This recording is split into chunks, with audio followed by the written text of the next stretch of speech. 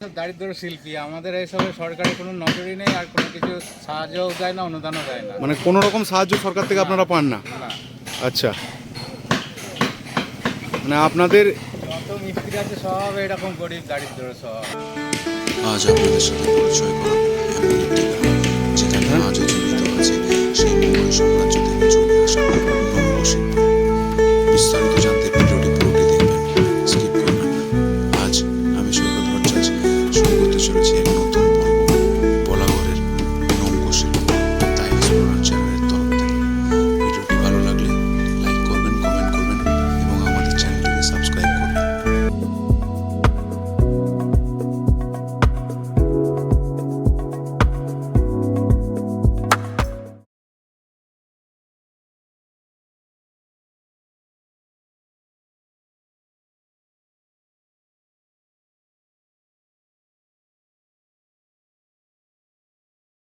শুভ সকাল।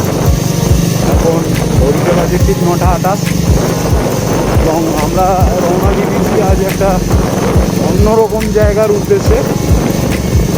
সেই জায়গাটা হচ্ছে হুগলি জেলার বলাগড়। হুগলি জেলার বলাগড়, এটার সাথে হয়তো আপনারা অনেকেই পরিচিত এবং অনেকেই হয়তো কোনো না কোনো কর্মসূচিতে সেই বলাগড়ে একবার গেছে বা এই ভিডিওটা অনেকে তোমরা দেখবে যারা বলাগড়ে থাকো। আজ আপনাদের কাছে ঠিক একটা অন্যরকম কন্টেন্ট আমরা প্রকাশ করতে চলেছি এই বলাগড় গ্রামের ওপর। বলাগড় এমন একটা জায়গা যেখানে আপনারা খুব সহজেই পৌঁছে যাবেন।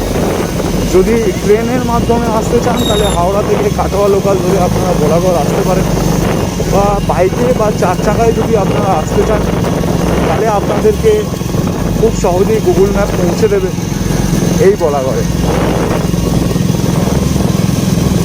আজ আমাদের বলাগড় যাওয়ার একটাই উদ্দেশ্য,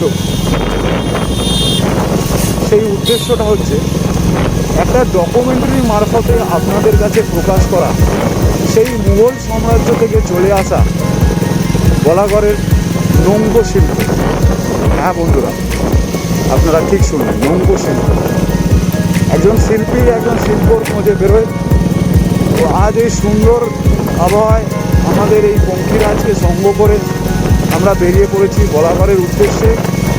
সেই প্রাচীন চিরাচরিত শিল্প যেটা আজ প্রায় অনেকটাই বিলুপ্তর পথে, কিন্তু বন্ধুরা সেই বলাগড়ের শিল্পীরা আজও ধরে রেখেছে সেই অনুভব শিল্পটাকে। তো সেটাই দেখানোর জন্যে আজ আমি সৈকত ভট্টাচার্য দ্য এক্সপ্লোরার চ্যানেল থেকে বেরিয়ে পড়লাম।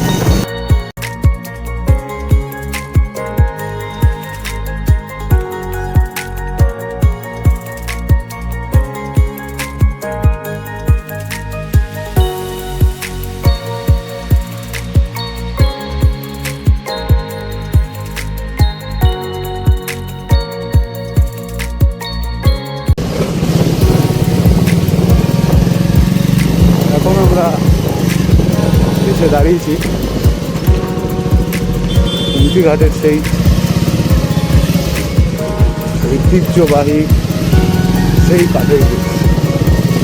এখনও যে 2025 সালে দাঁড়িয়ে এরকম সুন্দর কাঠের তৈরি ব্রিজ যে দেখা যায় সেটা একদম অস্মরণীয়।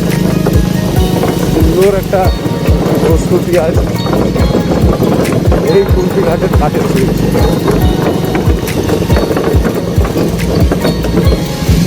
খুব ভালো লাগলো।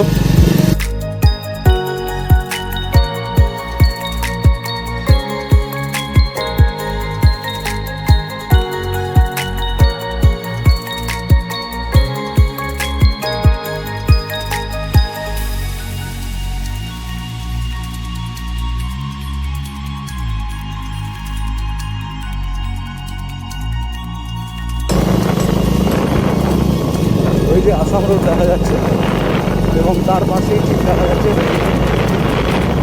হাওড়া কাটোয়া। এইখান দিয়েও আপনারা ট্রেন পথের মাধ্যমে এসে উপস্থিত হতে পারেন বলাগড়ে।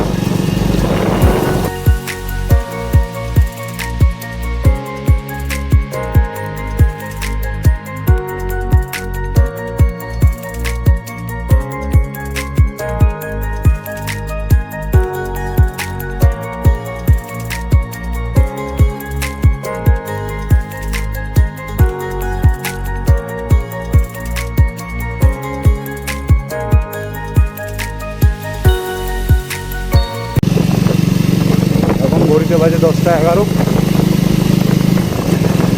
এবার আমরা জিরাট থেকে বলাগড়ের দিকে ঢুকছি। মোটামুটি এখনও এখান থেকে 3 থেকে 4 কিলোমিটার রাস্তা। দাদা শ্রীপুরটা কোন দিকে, কতক্ষণ লাগবে এখান থেকে? গেলে শিবপুর ওটা দেখবেন ওই বোঝা যাবে গেলে। আচ্ছা, সোজা তো? আচ্ছা, ধন্যবাদ। তো দাদা আমাদের লোকেশনটা বলে দিল। যে উদ্দেশ্য নিয়ে আমরা এখানে এসেছি সেটা কি সফল হবে, চলুন দেখা যাক। এইটা হচ্ছে বলাগড়ের রাস উৎসবের মাঠ।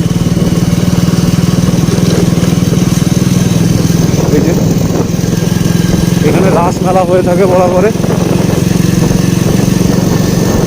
পুরোনো মন্দির, এটাকে নতুন করে রিনোভেশন করা হয়েছে। এনাকে একবার জিজ্ঞাসা করি আমরা। দাদা শ্রীপুরটা কোন দিকে? নৌকো ফ্যাক্টরিগুলো কোথায় আছে? নৌকো তৈরি হয় যেখানে, এইখান দিয়ে শুরু হচ্ছে? হ্যাঁ, ঠিক আছে, ঠিক আছে দাদা।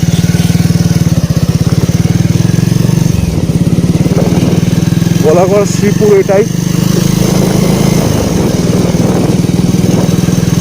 এবং যার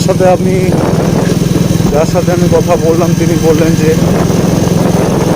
এইখানেই নৌকো তৈরি হয়ে থাকে।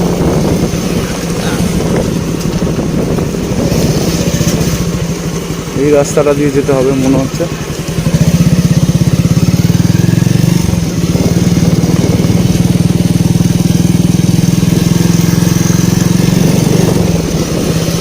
চলুন দেখা যাক।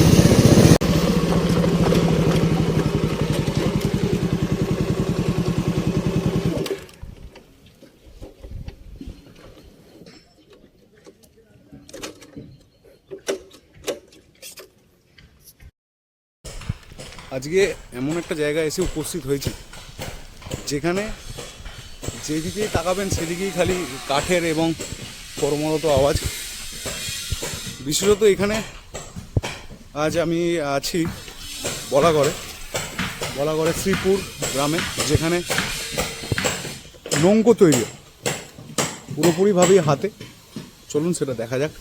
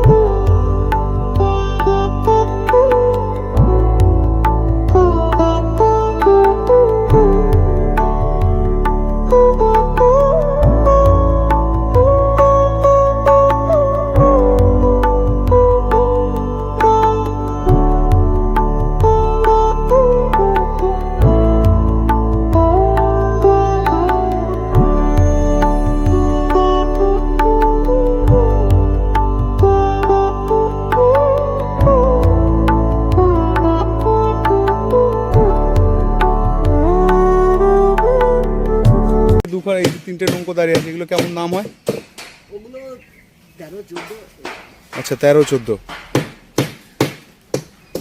এইসব নৌকোগুলো। এটা বেশি, এটা বড়। আচ্ছা, এটা মোটামুটি কত দাম হয়? এটা তো 22। মোটামুটি সকাল থেকে আপনারা সন্ধে অবধি কাজ করেন না, তাহলে?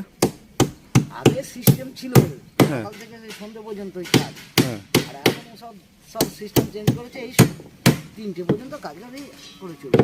3টের পর ছুটি। টাইমে তো আমাদের কন্টাক্টের ব্যাপার। আচ্ছা, আমাদের যখন একটা কমপ্লিট হতে কতদিন সময় লাগে? এইগুলো হ্যাঁ, দিন দশে, দিন 10-এ। এক করে দিন দশে। আচ্ছা, পুরোটাই শিল্প।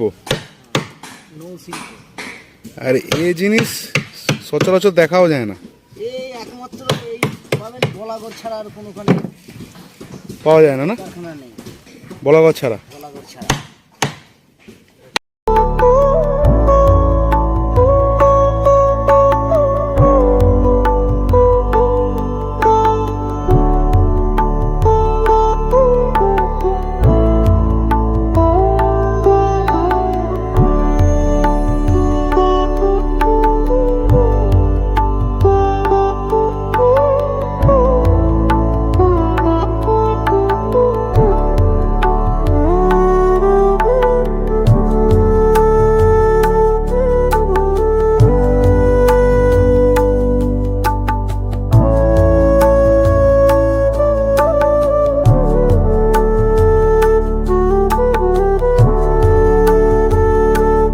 লাগবে দুটো লোকে কাজ করলে পরে 8 থেকে 9 দিন লাগে দুটো লোকে। মানে এই একটা নৌকো পুরো কমপ্লিট করতে আপনাদের 4000 টাকা মজুরি দেওয়া হয়, তো সেটা তো যথেষ্ট নয়। হ্যাঁ, একা একা করলে পরে 4000 টাকা 15 দিনে কাজ করলে তবে একটা নৌকো হবে। তবে নৌকো হবে।